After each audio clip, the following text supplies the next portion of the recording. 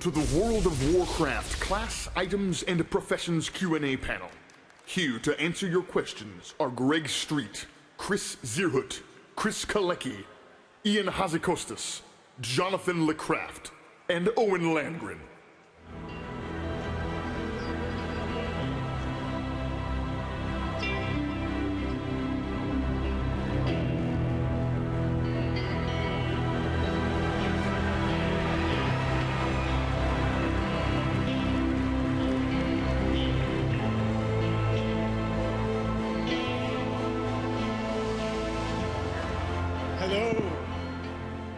It's Q&A time again. We love this every year. I'm going to go ahead and answer the first question, which I know will come up, which is, why do I hate paladins? And the truth is, a ret paladin killed my parents. It's very true. No, it's not true. Mom, Dad, if you're watching, I'm so sorry. But I know they're not watching, so they're like, what is it you do again for a living? I nerf paladins, of course. I know I'm mean to you guys, but man, you make it so easy. I guess we could pick on warlocks for a while instead, but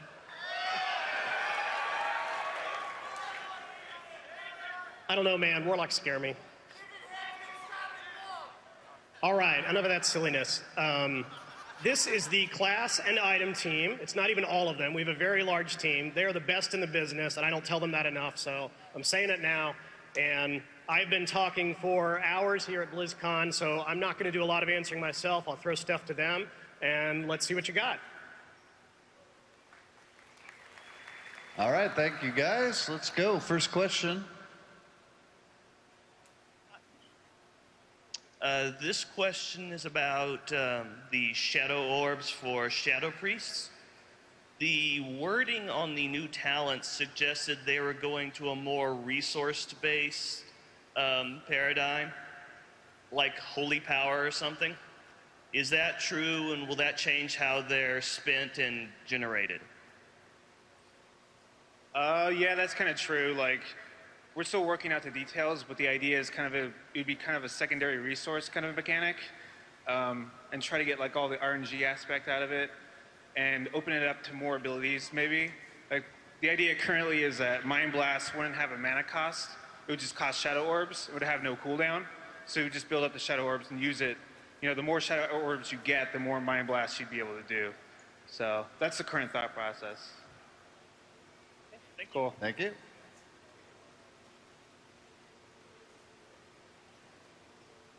Hello, I have a question about the state of healing in PvP and PvP healing classes.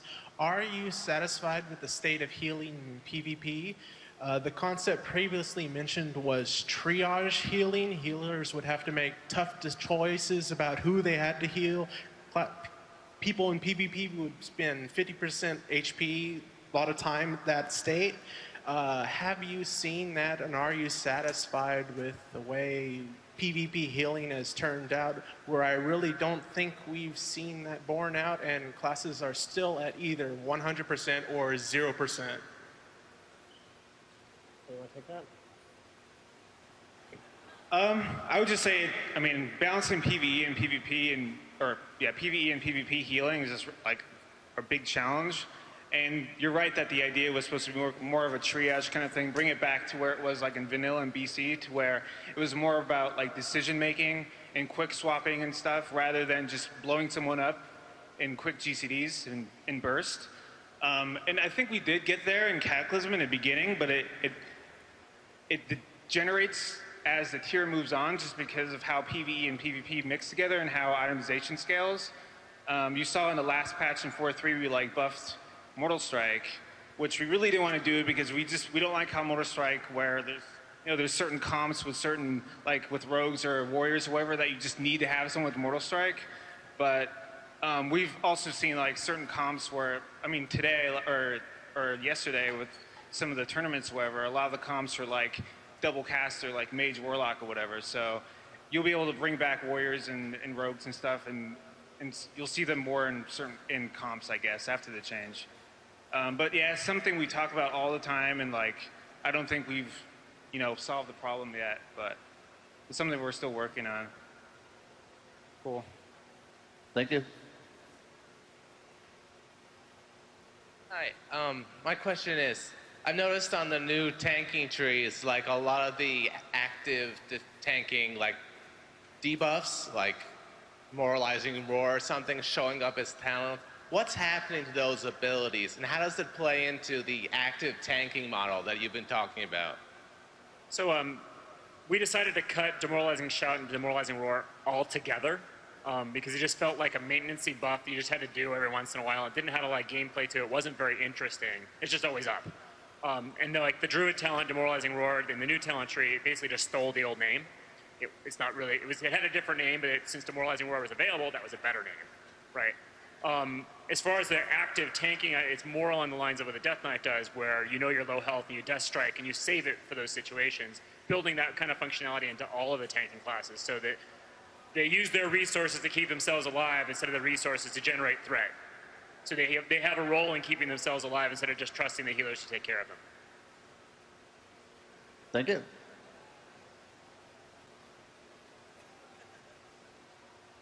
How you doing, gentlemen? My question is about classes that have like a cap on, say, 100 for a resource. Monk, Warrior, Death Knight, and Rogue. Currently, there are talents in the game to give you up to 130 of said resource. Are there any plans with the new talent trees to do that? In the case of, with rogues, for example, it's something that currently fits nicely as an assassination niche because mutilate costs so much more energy than the other builders. You want to have a larger energy pool to kind of make use of that. It also has obviously some PvP utility in terms of being able to line up more burst. One of the nice things, I think, it is an interesting knob to be able to play with. It's not something that fits very neatly into the current talent system as designed, though it might. They could be the sorts of bonuses that come back, though, in other forms, whether they're potential set bonuses or glyphs even, or it's just some passives that you get while leveling up. I think it's going to vary on a class-by-class basis. Thank you. Thank you.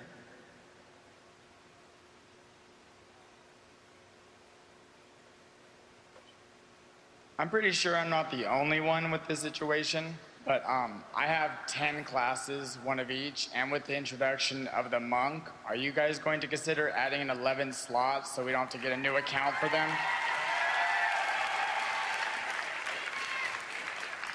Heard that question so many times at BlizzCon. Totally understandable. Obviously it comes up. We've talked a lot about it. We don't have a decision yet on how we want to handle that. We understand players want to have some more classes, more slots they can have a monk on their existing realm. One idea we've talked about, again, no promises, we don't know if we'll do this, is perhaps keeping the maximum cap on the number of characters you can have, but letting you distribute them on as many realms as you want. So you could have a lot of characters in one realm or something. Thank you.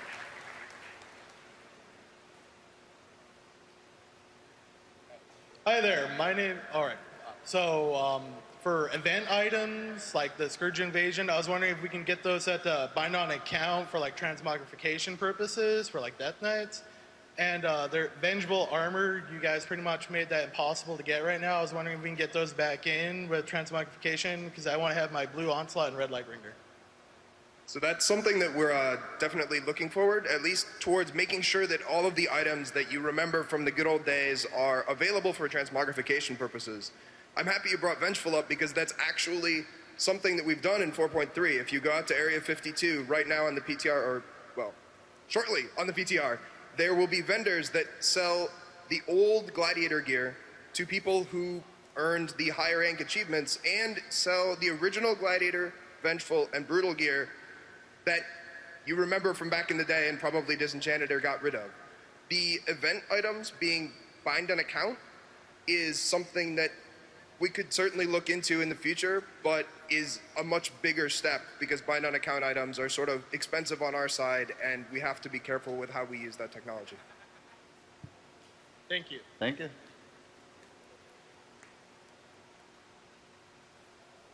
Hey, how's it going? 2 questions. I've been a druid since vanilla and a feral druid. We are able to equip 1 fist weapon, but not 2. Can we get some love on that? especially since pandas are going to be able to dual fist? And, sorry, second question. As an enchanter, we never got any good drops throughout this expansion. Like we did in Oldor, we had 2 enchant drops that we can get for weapons. Are we going to get any new enchant drops? Just out of curiosity. And I love you. So the druid class design is already 4 specs. It's kind of already over the place. And if you had to rework Cat and Bear so they could both dual wield and have a 2-hander as part of their design, it's just now we're ballooning up to 5 or 6 different playstyles in the class. It's just kind of out of control and unnecessary. We're expecting that monk tanks will be using a staff or polearm, and so the feral druid is going to share with the monk tank. But the monk DPS might be using dual fists or other dual wield weapons, and they'd be competing more with the rogues. So it's just they're going in a different direction from that. We've never really talked about making dual wielding druids. It just creates a lot more complexity. The class is already plenty complex. As far as enchants that are going to be dropping in the next upcoming patches, we don't have any planned. We usually drop those when we feel there's something missing from the enchant spectrum, and it feels pretty solid right now. But in the future, we may just release those, more consistently, for something for enchanters. Cool. Thank you. Thank you.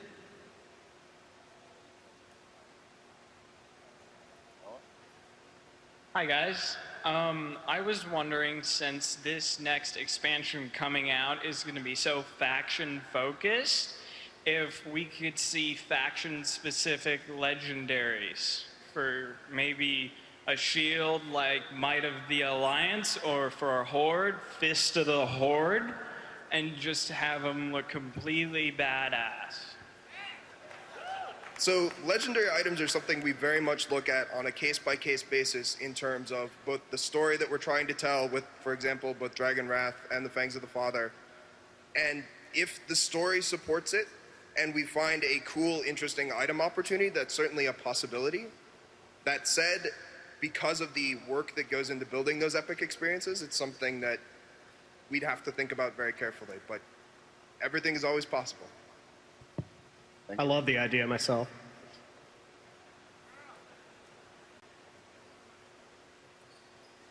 First off, I want to say that the new talent system looks awesome. I'm really looking forward to playing with it. And then I wanted to ask about Death Knight tanks. Right now, Death Knight tanks are in a really bad place. We've got problems with avoidance stats working against mastery, and then some other things, some of which have been temporarily fixed, like the change to Outbreak, which looks like it's going to get reverted in 5.0. And then we have our 2-piece tank set bonus, which is sort of based on our imminent demise, and this idea that we're constantly bouncing around low health, except that if tanks and healers are doing their job correctly, we shouldn't be that low, which means we don't have a set bonus. So I guess my question is, what are the changes you guys are looking at for fixing some of the problems with Death Knights, and can we get a new 2-piece set bonus, such as a heal that goes off when our shield breaks based on the size of our maximum shield that we generated? Well, I mean, that's a potentially good set bonus. You might use that at some point. I think it's a cool idea. That doesn't mean the current one isn't functional also, however. Now, in terms of Death Knights as a whole, one of the problems they've had, and something we've heard continuously from Death Knights over the course of the expansion, is their susceptibility to spike damage. The nature of the Death Knight tank is that because of their self-healing and their wide array of survivability tools and timers, they actually do require less external healing than any of the other tanks. And so it's a careful balancing act in terms of making sure that they have some weaknesses, right? If you were both not susceptible to spikes and required less healing, then the Death Knight would simply be the best tank all around. Now that said, it's not acceptable really to go from 100% to 0 in a GCD or 2. And we've tried, so some of the changes in 4.3 help with the survivability a little bit, remove some of the impediments to managing and juggling the different cooldowns and rune games that you have to do to maximize your survivability. One change that hasn't yet been announced, in the next 4.3 PTR build, the armor bonus from Blood Presence is going up from 30% to 55%. It's actually should be a decent survivability bonus. And beyond that, we are keeping an eye on things with an eye to the 4-3 rate encounters in particular. We're going to make sure that Death Knights aren't unfairly disadvantaged in any of the encounters. We don't think it's okay to just die in the blink of an eye. That said, part of the Death Knight experience is inherently about being brought really low and then doing awesome things to save yourself, right? And bring yourself back up from 20% to 100% with a couple of quick button presses. And that feels really cool. Thank you. Thank you.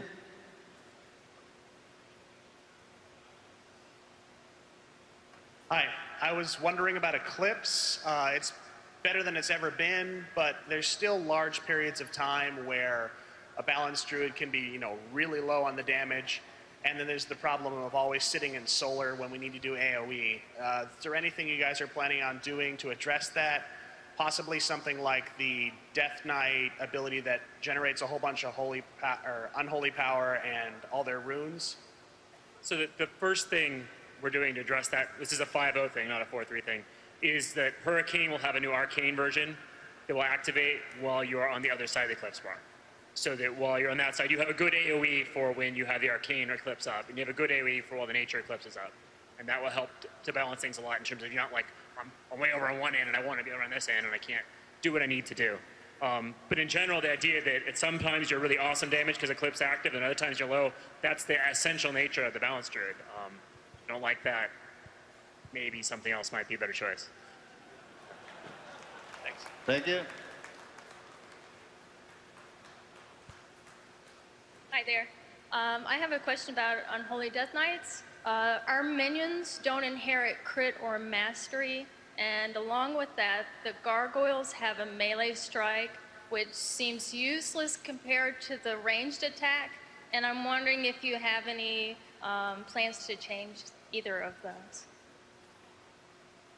Sorry, could you repeat the second half of the question? I didn't catch that. About the gargoyle, they have the melee attack, and the ranged is just so much better, so most people try and spin the gargoyle, so you avoid it altogether. Understood. Yeah, I mean, the gargoyle is designed to primarily be ranged, and that's something that we can, I think, address on our end to make sure that it's using the strongest attack whenever possible.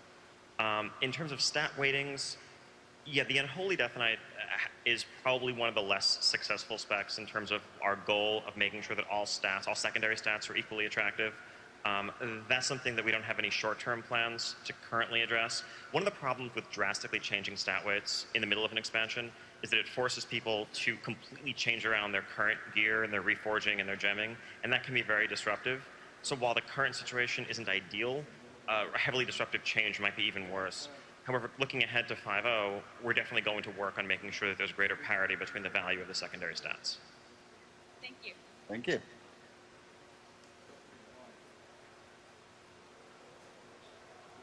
Hi, I have been playing since vanilla, and one of my favorite items that I've used even a lot, even till today, is Noggin Fogger Elixir. And I was wondering why we still are not able to mount when shapeshifted as a skeleton. Basic problem, our animation system does not have animations for all the costumes while you're mounted. And we decided to make a hard, fast rule. You're in some kind of transform, you can't mount. It was the only way to resolve literally hundreds of bugs. Was because we would get a situation where you're mounted in this transform that the animations just don't support properly. It looks stupid, it looks bad in the game. And we just don't feel we want the game to look like that. So we blocked that from existing. And to be fair, we blocked all the costumes instead of some, not others. To have a consistent rule. Thank you. Thank you.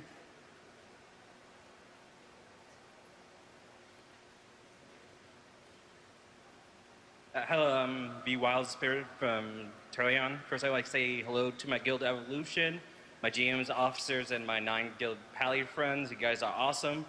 This is more of a quality of life issue for healers, especially Holy Priests. But I've been a Holy Priest since March 2006, leveled all the way to 80, just Holy, with some discipline for increased DPS. Kata came out, that was nearly impossible, where it took me 10 minutes to do 10 extra minutes to do dailies. It took me hours longer. Is there any plan on making PvE solo more viable for priests, holy priests, and other healers, or is the talent system change gonna answer that? I would just say it's certainly a lot easier than it was like in vanilla, right? Like if you're a healer and you're doing dailies. I think it's just up to a certain extent to where if you're a healer and you're gemming and chanting for healing and whatnot, how close a DPS are you with like say a full like a intended DPS spec like Shadow or something? And I mean we also have dual spec now, whereas before you didn't.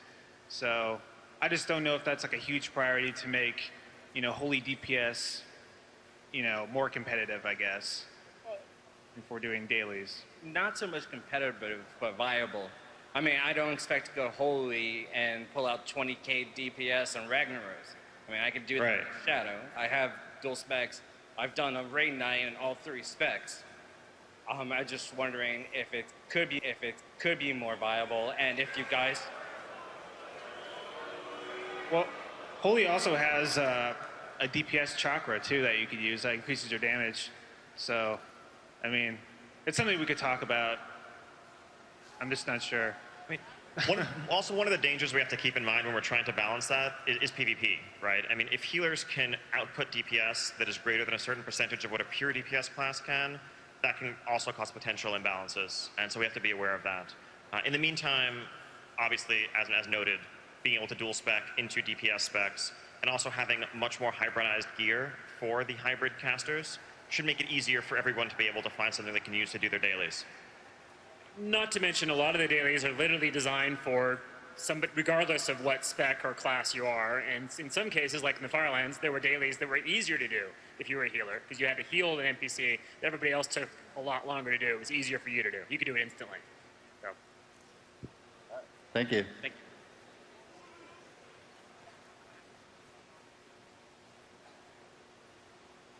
Hi, so I'm a rogue, so I just want to say first, thanks for the legendary. It's awesome. Rogues represent.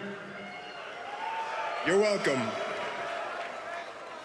So my question is regarding the new introduction of the Windwalker monk class, and also the formalization of cat druids as an official spec. With all these new melee DPS hybrids, what do you guys have planned to make sure that rogues are competitive as the only pure melee class, or we can't really bring some of the utility that, you know, a healer or an off-spec, you know, they can bring those abilities. What do you guys have planned for rogues to make sure that we're still bring some utility?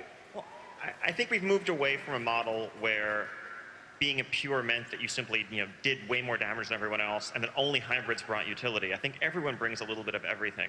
Right now, some of the best reasons to bring a rogue, aside from their excellent top-tier melee damage, also include things like, you know, the ability to fan crippling poison onto a bunch of things, or excellent interrupts, or stuns. Those are things that are useful in a number of encounters and will continue to be useful in a number of encounters going forward, as well as, of course, in PvP.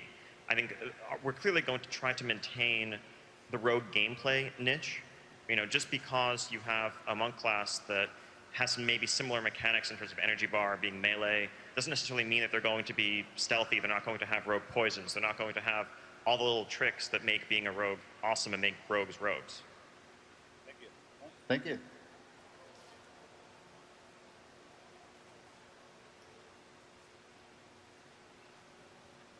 What's up, guys? Just wanted to give a shout out to Superiority Complex on McTheridan. Love you guys.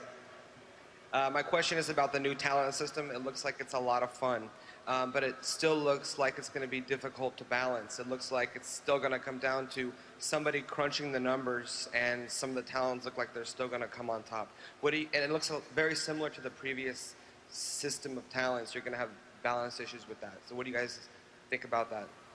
Most of the talents don't do any damage or any healing, so it's difficult for me to see where you could number crunch them. A lot of them are just qualitative things. Is it better for me to be able to teleport a short distance, or is it better for me able to run fast? It depends on the encounter, depends on the situation. I kind of disagree with that idea that they're all quantifiable or number crunchable in some way.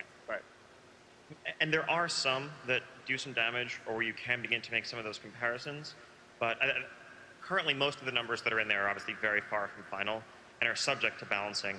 And if anything, in some ways, it could be easier when we have a very limited decision set that we have to balance among, right? If everyone agrees that A and B are strictly superior to C, well, okay, what if we double the numbers on C? Okay, maybe now C is overpowered and it's too good. So then maybe there's a happy medium that we reach where suddenly that's actually a really hard choice, and people can't agree what the right answer is. Thank you.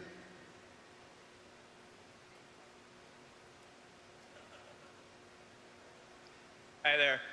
First off, it's my second BlizzCon, and I just want to say that every time I've met you guys, it's been absolutely fantastic. Thank you so much for doing this.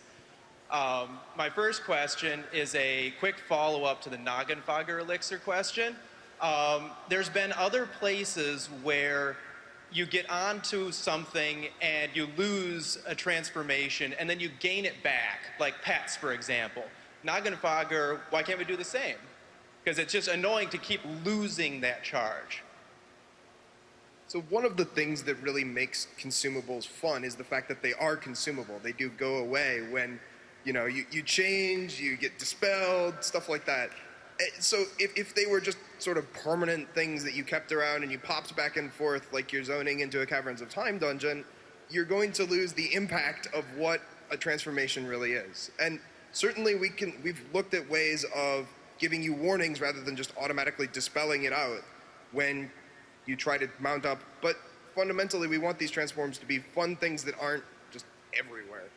And to go with that, ideally, if you're in a transformation you can't have while mounted, ideally, instead of canceling a transformation you mount, you should say you can't do that while transformed or shapeshifted. Give you a red error message, and you want to mount? Fine, cancel it. Okay. Thank you. I've had my actual question. It's up to you guys. Sorry, it was a quick follow-up. So my actual question is the archaeology has been like ignored as far as I can tell, other than a few added things here and there. Are we going to see anything better with cooldowns, you know, not being so ridiculous on the vanity items? Are we going to see lower than max level items that have more variety? That kind of stuff.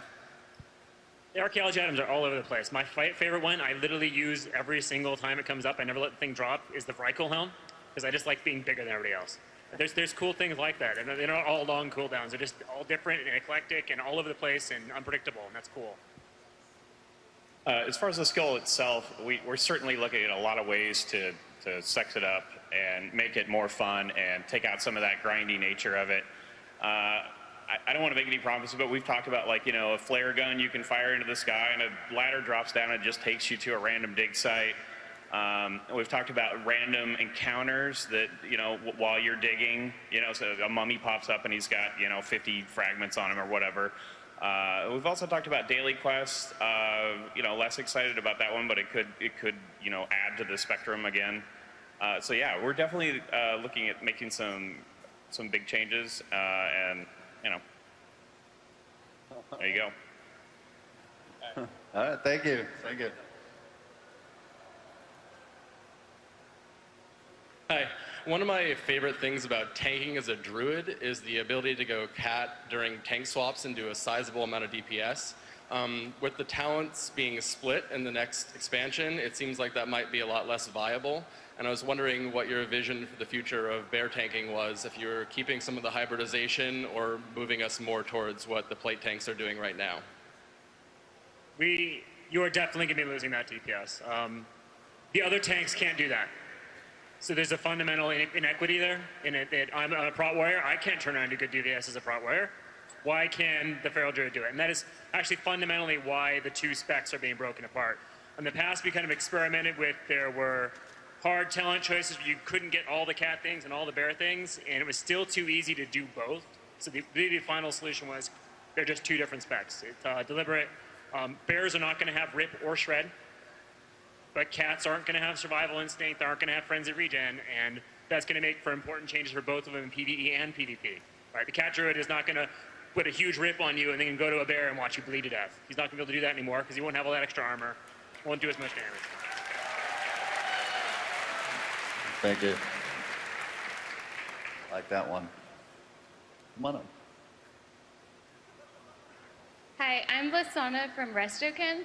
Resto Druids have a pretty decent single target rotation for healing, but when we AoE heal, we pretty much have gone back to mindlessly spamming Rejuve and Wild Growth, now with some Swiftman and Efflorescence mixed in.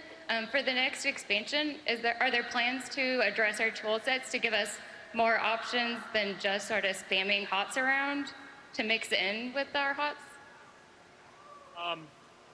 There is one new ability plan, which is an alternate version of the Wild Mushroom that you can detonate to heal people instead of doing damage, so Wild Mushroom Bloom. But not a lot's changing in the Resto Druid toolset, really. It's actually pretty damn good. I would say like a lot of druids enjoy that kind of playstyle of just running around hotting and stuff. When we did try to like tone down their hots and try to incentivize them to use like Nourish and Healing Touch more, we got a lot of pushback there. And I think it's cool that some healers, you know, like a priest will chain cast Prayer of Healing or whatever and use circles healing and stuff. And a druid is more about like rolling hots on people. So there's a lot of different playstyles that you could choose. Whatever fits you, I guess. And a quick follow-up, aside from the gameplay of using your Swiftman intelligently to make sure the efflorescence appears where you want it to, I think some of the healing playstyle that you describe is also on the shoulders of encounters and encounter design. That's something that we try to avoid, right? I mean, in most situations, it's not really just mindless AoE healing. There are some people who are taking more damage than others, who need more urgent healing than others, and so you're using a more diverse set of tools. Yes, in a world where the entire raid is literally taking a flat amount of damage on a regular basis, the right thing to do probably is just Rejuve and Wild Growth, but we try not to do that too much. Thank you. Thank you. All right, shake it out. Here we go. All right, you're on. Hi, I'm Ariel from the Inconspicuous Bear. My question is about the 4-piece Tier 13 Feral bonus, specifically Bear. I know what you're trying to do and prevent cats from being able to get it as well as bears, but the problem is the restriction is, I would say, unfairly impacting on the bear's ability to provide utility to a raid. What are your thoughts on that? So I work on designing most of the set bonuses, and the fundamental problem there is if that works for the cat spec druid, they will all be obligated to do that during the fight, and it would become a significant class balance issue. To the point where if we didn't do something like that, we would just have to change the bonus completely. We can't have them being brought for that purpose. They're going to blow this cooldown for the whole raid. So we need to have some kind of safeguard in place to prevent that from becoming a problem. I think it's reasonable that you need to be 15 seconds in bear form before you can use it. And actually, it lasts long enough that you can literally swap to bear form, push the button, and people will start benefiting before because it lasts 20 seconds. I mean, you can actually get it in there. So that's a clarification. Well, I just want to point out a couple things. One, it won't stop cats from doing it. And as for clarification on what you said regarding the bonus, if you pop Frenzied Regen before the 15-second window is over, when the 15-second window is over, it'll start kicking in? Correct. So like if you pop it after you like 5 seconds in, you'll get part of the benefit of the set bonus. Okay. Once the 15 seconds wears off, it'll start working. All right, fair enough. Cool, thanks. Thank you.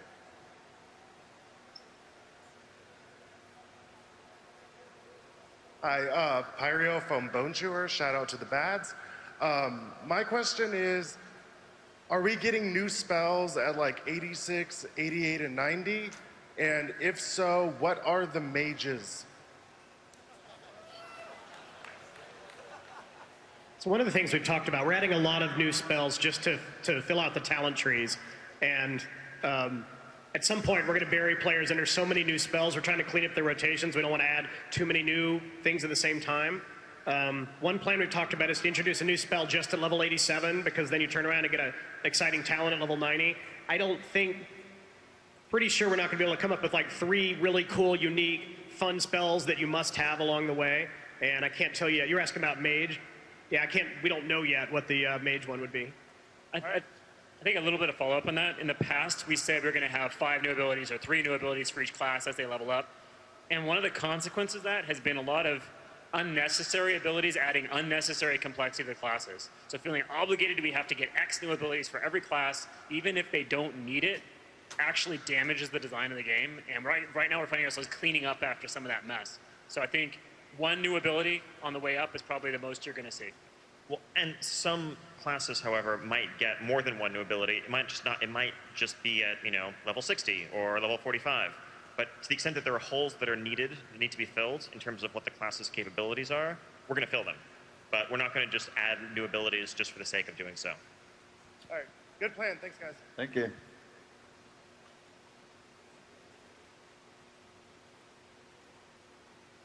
Hi, I was wondering, can we get some tank glove for a legendary ever? It's certainly something that we're looking at.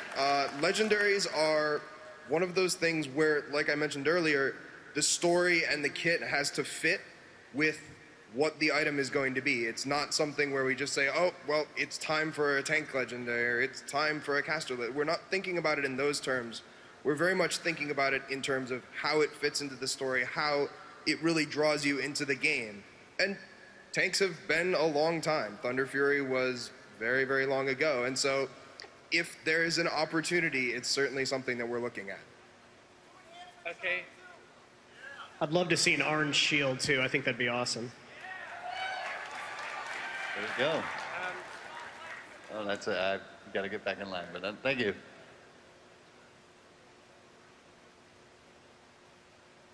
Hey, this question is regarding the Arcane Mage Mastery. When it was created, it created the possibility for really deep gameplay regarding managing your resource, where other classes, oh, I have mana, I'm just going to spend it all because I can't get rid of all of it. But we were promised this toolkit to manage our mana, and all we got really was Arcane Blast and clearing your Arcane Blast stacks, because Mana Gem and Evocation just became something that when all your cooldowns came up, you just popped it, dumped all your mana, evocated it full, and then just stood there and did whatever until Evocate came back up. So are we gonna get anything else to help us not be two-button wonders and make it deeper? So one thing we've been looking at is we're not really happy with the role of Arcane Barrage right now, in that it doesn't really have a good place. And so we have some plans in mind to add a little bit more complexity to the Arcane design, make Arcane Barrage more meaningful and work better. But all the details will be coming out in the near future. But there are some significant plans to change around that. We considered putting it into patch 4.3, but decided it was better to wait for the expansion. Yeah, it's the same deal with Arcane Missiles. I think it's less than ideal that in many cases you have this proc, you have a spell visual come up on your screen telling you something cool has procced, and the right thing to do is to ignore it most of the time.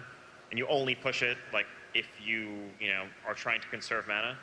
So we'd like to redesign things such that Arcane Missiles, Arcane Barrage, and Arcane Blast all have an equal and valid role as part of the Arcane rotation, which will add a lot of that complexity and nuance that I think you're looking for.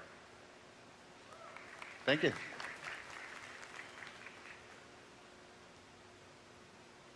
Gentlemen, this will be real quick. Can you allow Shadow Priests to have their Shadow Form Shroud removed while mounted? And only on the mounts.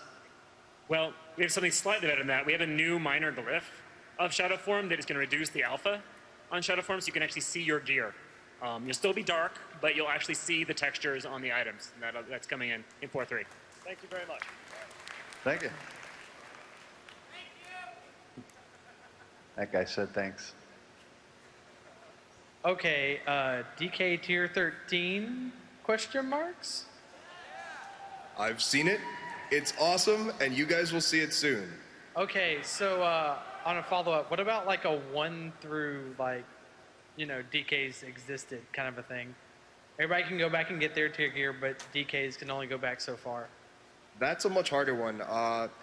It's something that we would like to do, obviously, but it's expensive. Art takes a long time to make.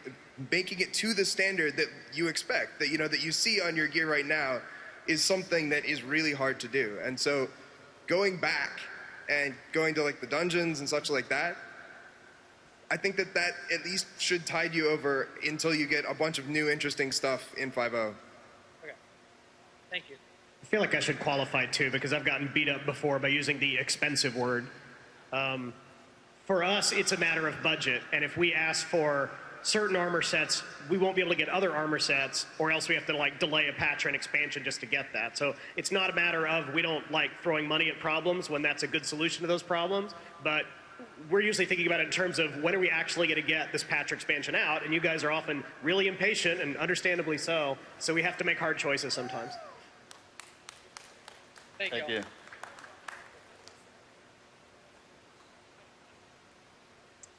Hey guys, I was wondering if you could put strength polearms in the game.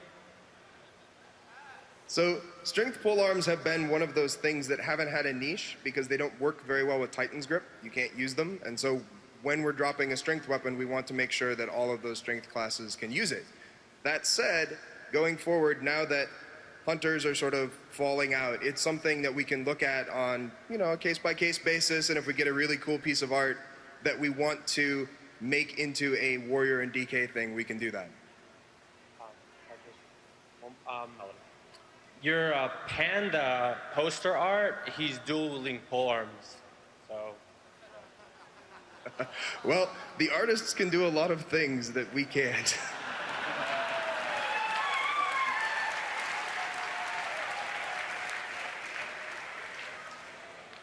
Good answer.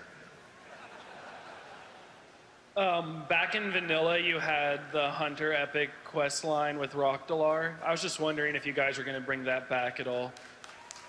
So it's something that has actually come up internally. Relatively recently, one of our encounter designers was asking, would it be appropriate to go back and update it? So it's something that is actually something we're thinking about and looking at and considering. We want to make sure that if we do something like that, it actually lives up to the standards that you remember from level 60. And it's not just, we zapped the numbers up and now it's level 85. We want it to truly be up to that level of quality. And so that's why it hasn't yet. We're thinking about it. It might happen, it might not. It's also worth noting that some of the more recent things that we've done for Dragon Wrath and for the 4-3 Rogue Daggers are very similar in terms of a personal, challenging solo experience. It's a trial that you have to overcome. And it's something that's accessible to players, even if you don't go all the way to the legendary step. Just getting the first step of the way there unlocks a lot of the cool solo gameplay, if that's the overall play style that you're looking for. Thank you.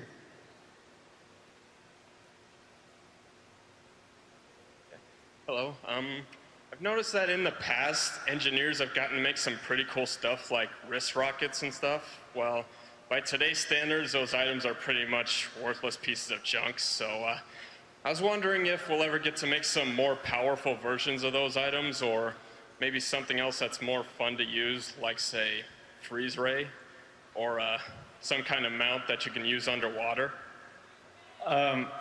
Yes, but one of the difficulties there is engineering devices are often as powerful as class abilities, and so the downside has to be, bad enough to make sure that everybody doesn't switch to engineering, since professions aren't permanent.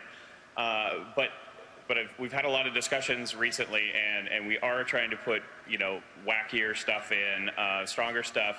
And it's more going to be about maybe limiting where you can use it, and so we can just say, oh, hey, it's not allowed in PvP or whatever, and so we can go crazy with it. But yeah, we have a pretty cool suite of stuff that we're looking at for engineering this time. Thank you.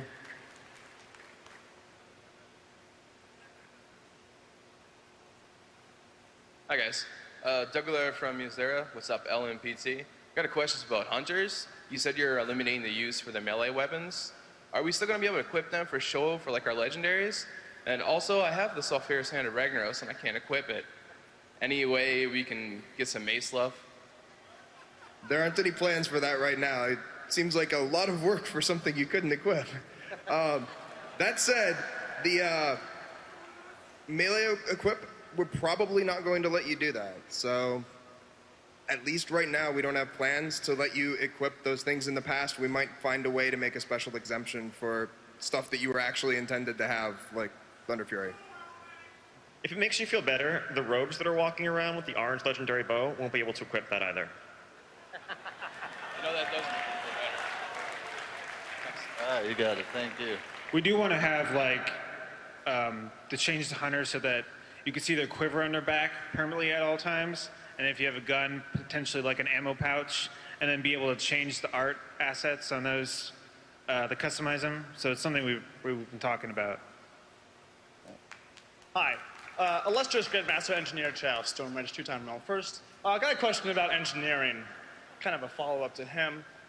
What happened? I mean, you make it so awesome, so exciting for that one patch, then it's kind of like you just forget about it, and every once in a while you put in that one weapon that I can't use because you're like, oh yeah, engineering's a profession also. But like the goggles, for instance, they are the trademark of engineering, and I was so excited to see those because you could use them for almost every class spec, and you had the cog wheels, but there's no upgrade for each tier. So do you plan on changing that or adding upgrades like that? And, Go ahead and finish. Sorry. and if your excuse is like all the fun, clever pets, I'd have to argue that archaeology is getting dangerously close to giving me more weapons and more fun pets than engineering.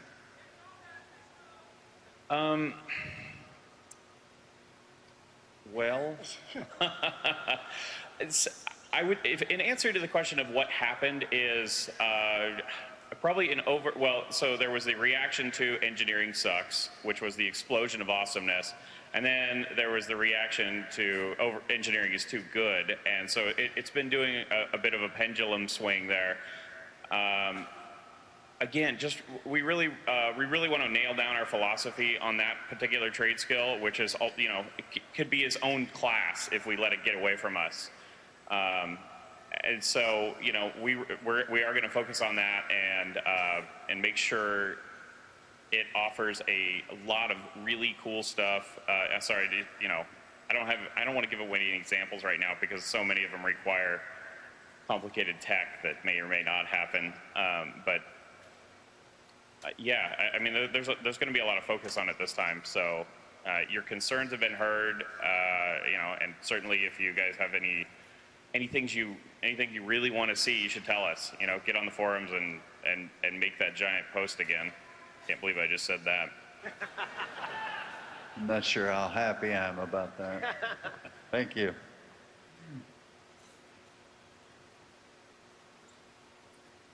All right, so first off, thank you very much for that priest talent that lets me swap my health percentage with one of my allies. I look forward to using that to kill my guildmaster many, many times. Haven't already killed him with Leap of Faith? What? You haven't already killed him over and over with Leap of Faith? Oh, well, yeah, but I mean, now I have a new way to do it. I don't think you'll be in your guild for long. If he was going to kick me for it, he'd have done it by now. So for the actual question, how is monk healing going to work? Because when I was playing over there yesterday, you had chi, which is basically energy, then you had light and dark power, which is basically holy power. And then looking at the character sheet, it's like intellect, this stat does nothing for you. Spirit, this stat does nothing for you. So is it going to be like I choose the healing spec and I get a mana bar and I start using intellect leather?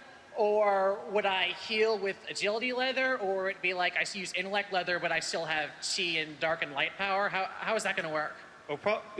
It'll probably work where when you go into the healer stance, your key will change to mana, and you'll use mana for your healing spells, and your bar will change, similar to how like a druid does or a warrior. On the question of how will healing work, the two challenges we put for ourselves for the healer monk is let's try to make healing to where they can DPS, similar kind of like the Disc Priest with Atonement, and also what if majority of their healing spells they don't have to target anything?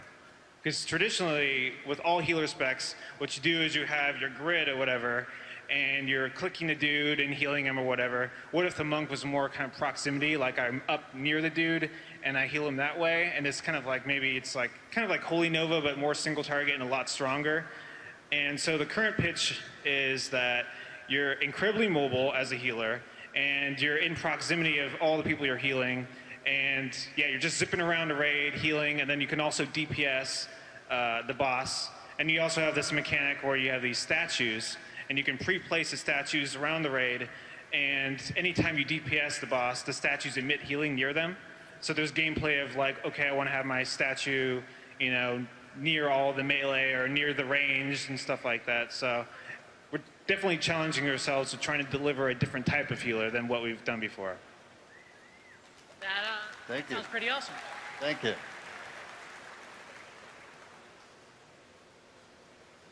Hi, my question is about the level 90 shaman talents. You have a cooldown-based talent in the the elemental harmony, where you can put down 3 fire totems at once. That would be a huge DPS increase. The canceling of totems, that would be great for resto, and Elemental Harmony probably was not going to apply to fire totems. That was not something that was clarified in the tooltip, precisely for the reason that you indicate, because that's a huge DPS increase. I think the intent there is more to have the flexibility to be able to say, I'm going to have my Earthbind totem and my Tremor totem down at the same time. I'm going to drop Mana Tide while I have my new Healing Tide totem also down, as opposed to just, oh sweet, I can drop like Searing and Fire Elemental and Magma all the time, and that gives X% DPS increase, therefore it's the correct choice anytime an enhancement or elemental. And for the cooldown one, I think that functions essentially as described. I think one of the great frustrations for many shamans with the totem mechanic is either in PvP it gets killed, or in PvE in many situations you need to pick up your totem or replace it before you've gotten the full effect out of it. And this way you can get a bit of a refund on that cost that you've had to pay. Okay, thank you. Okay. All right, thanks.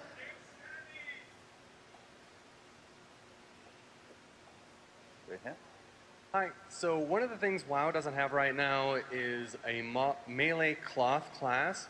And so when you announced yesterday that we were going to have a monk, I was super excited because we would have something new and unique. And I was wondering if there's any discussion about maybe making them a cloth class more true to the monk feel and flavor. So one of the concerns there is we've had a long-standing problem of having to provide one type of itemization for a single character class, which is the Holy Paladin gear that has to drop, even though essentially we have to drop it more than their actual Holy Paladins to consume it in order to drop sufficiently. And if we were to introduce a cloth melee user who used agility or strength, we would have the same problem again, where we'd have to have a whole new item drop on all our drop tables that would kind of bloat things out a little bit like they were in Burning Crusade, which we really didn't like, and probably you guys didn't really like. So we really want to keep within the existing archetypes of the different types of armor we have. So leather had spirit and intellect on it, and that seemed like the better place to take them on, especially if we we're going to have them tank, so we could have them use the agility leather that the druids do. It just fit a lot better with what the monk needed to have, without creating new armor types. Thank you.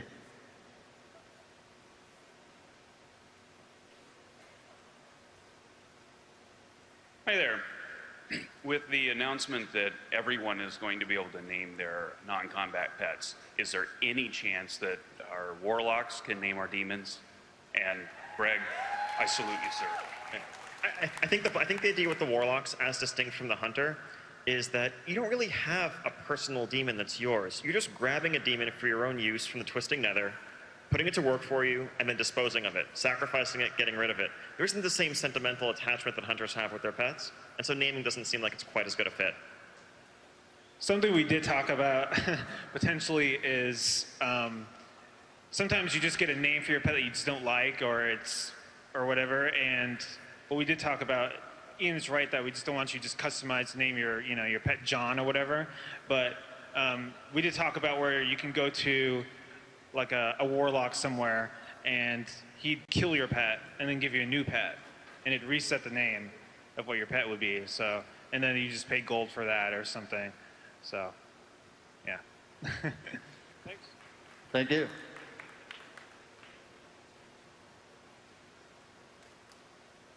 Hi guys, thank you so much for 5.0. It looks great, and I'm probably going to get booed, but I know that removing the minimum range for hunters is a great key for us, but removing the melee means that we're going to lose a lot of stats. How are you planning to balance that within the class? Everybody else loses the same stats in some way. So your current ranged weapon is in a range slot where it has this really gimpy, tiny stat budget, and it's like my ranged weapon has as much stats as your relic. Your ranged weapon is to become a two-handed weapon from the point of view of the item budget. So it's going to have as much stats on it as the warrior's two-handed sword has. And then everybody loses their range slot. So really, everyone's going to lose a little bit of stats, but you're not going to lose more stats than everybody else. Thank you. Thank you.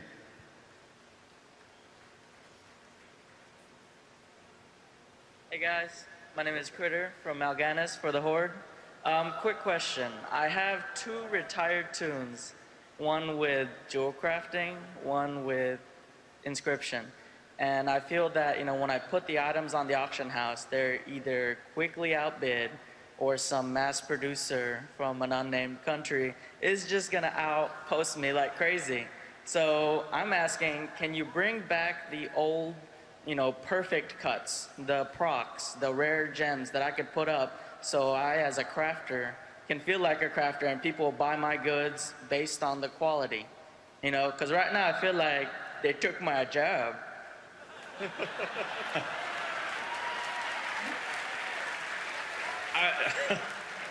Yeah, I think with the current mods out there, it's a very competitive market, and that's just the nature of an open market.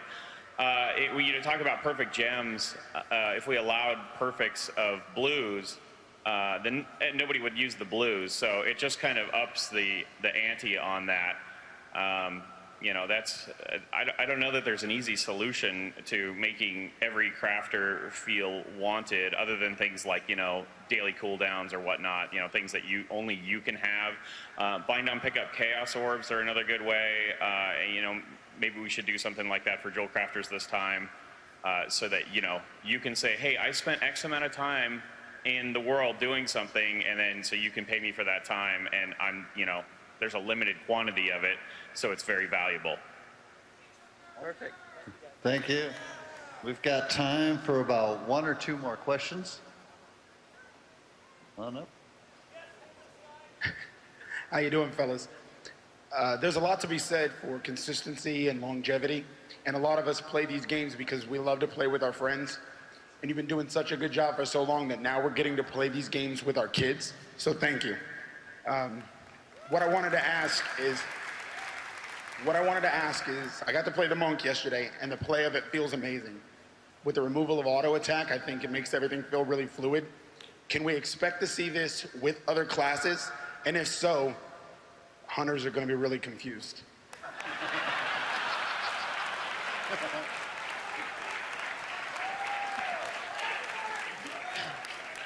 I think removing auto attack on a monk, or the monk not having auto attack, it was really actually controversial around the office too.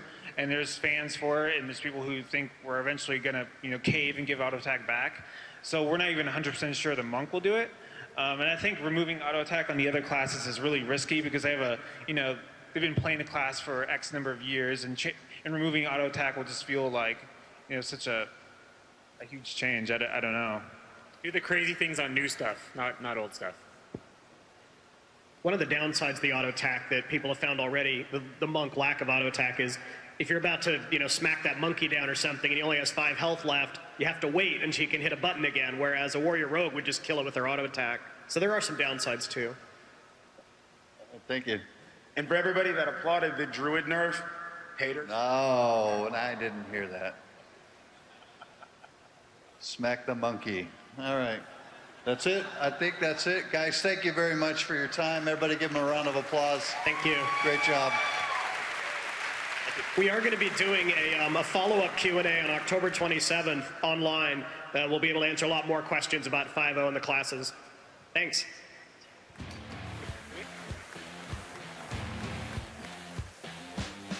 Item